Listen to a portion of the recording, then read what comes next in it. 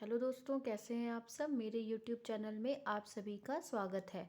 अक्सर ये प्रश्न परीक्षाओं में पूछा जाता है कि कबीर के राम और तुलसी के राम में क्या अंतर है।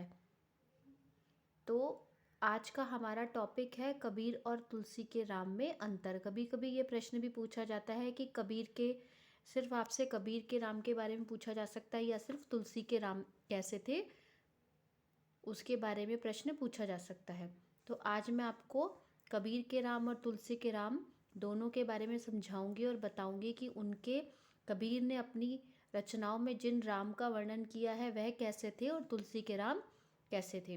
तो चलिए शुरुआत करते हैं हमारे आंसर से। कबीर के राम, जैसा कि कबीर के बारे में कहा जाता है कि वह एक संत साधक थे। अपने आध्यात्मिक अनुभव के बल पर ही उन्होंने सत्य के स्वरूप का उद्घाटन किया है।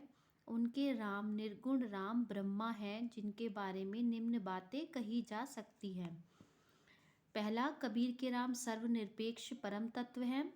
दूसरा, वे एक होते हुए भी अखिल विश्वव्यापी हैं। तीसरा है, वे इच्छा मात्र से सृष्टि रचना में समर्थ हैं। चौथा, वे अव्यक्त अगोचर होते हुए भी करुणा दया कृपा उदारता आदि गुणों से युक्त हैं। पांचवां, वे इंद्रियों के अभाव में भी संसार की सारी संवेदनाओं को ग्रहण करने में समर्थ हैं। वे जैसे हैं उन्हें ठीक उसी रूप में ना कोई जान सकता है और ना व्यक्त कर सकता है। जैसा कि आपको समझ में आया होगा कि कबीर के राम क्या है, निर्गुण है, निर्गुण राम है। उन्होंने ब्रह्मा को ही राम का रूप माना है। तो कबीर के राम जो हैं वो दिखाई नहीं देते हैं और उसके बाद भी उन्होंने उनको परम तत्व माना है, अखिल विश्वव्यापी माना है। ठीक है। अब तुलसी के राम देखेंगे कैसे हैं। तुलसीदास सगुणोपासक राम भक्त थे। उस राम के बारे में निम्न बातें कही जा सकती हैं। पहला, तुलसी के राम अवतारी राम है, जिसमें लोक रक्षक रूप की सर्वाधिक अभिव्यक्ति हुई है। दूसरा, तुलसी के राम में शील शक्ति और सौंदर्य का पूर्ण रूप देखने को मिलता है, इसीलिए वे राम भजन को राजमार्ग मानते हैं। तीसरा पॉइंट है, तुलसी के राम मर्यादा पुरुषोत्तम है और हर तरह के आदर्श के प्रतिरूप है। आदर्श पुत्र, आदर्श शिष्य, आदर्श मित्र, आदर्श भ्राता और सबसे अधिक आदर्श पति और फिर आदर्श शासक हैं। तुलसी के राम परात्पर ब्रह्मा है। उसमें सगुण और निर्गुण दोनों का पर्यायवसान है।